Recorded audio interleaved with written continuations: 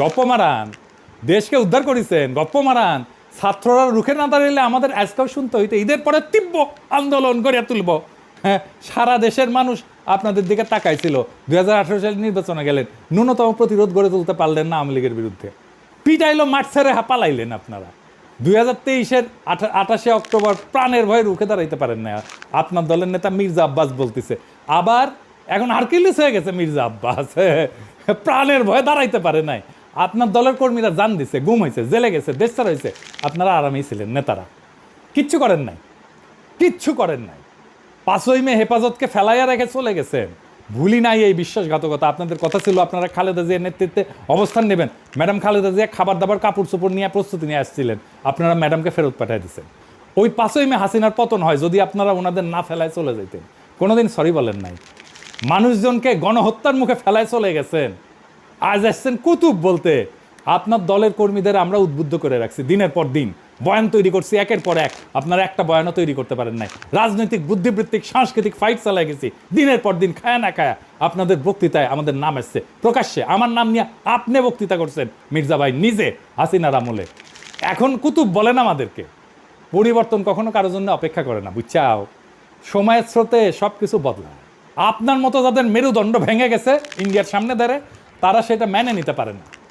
সমাজ যখন অন্যায়ের বিরুদ্ধে কথা বলা শিখে যায়, তখন পুরানো প্রতিষ্ঠানের ভিত্তি ক্যাপে ওঠে।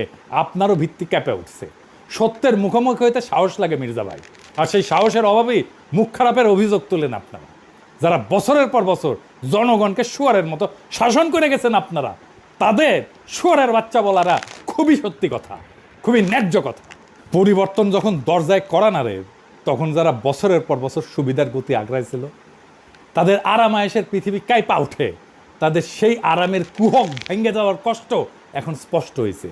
আপনারা অভ্যস্ত ছিলেন মানুষকে মুখ বুঝে সহ্য করতে দেখতে। আপনাদের অন্যায় আর ভণ্ডামের বিরুদ্ধে কেউ কথা বলবে না, মুখ খারাপ করবে না। কিন্তু দুনিয়া বদলায় গেছে।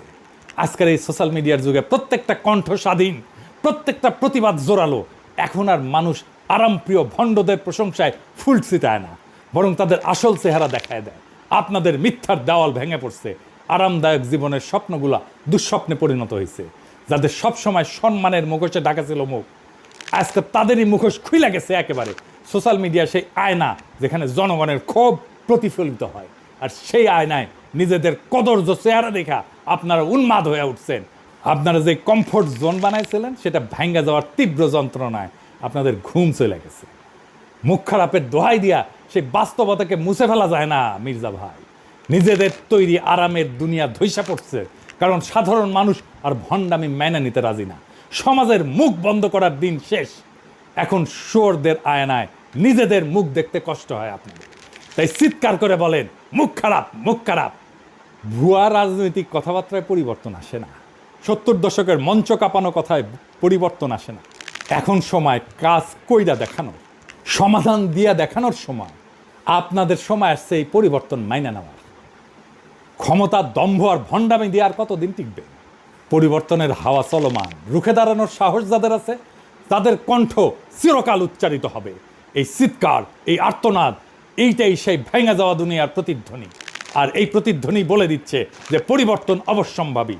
আপনাদের দম্ভের গম্বুজগুলো একে একে ভেঙে পড়বে, আর সেইখান থেকে বেড়ে আসবে এক নতুন বাংলাদেশ, যেখানে সত্য বলার সাহস কেউ কোনোদিন হারাবে না। আপনাদের সামনে সত্য উচ্চারিত হবে মুখ খারাপ দিয়াই। ইনকিলাব জিন্দাবাদ।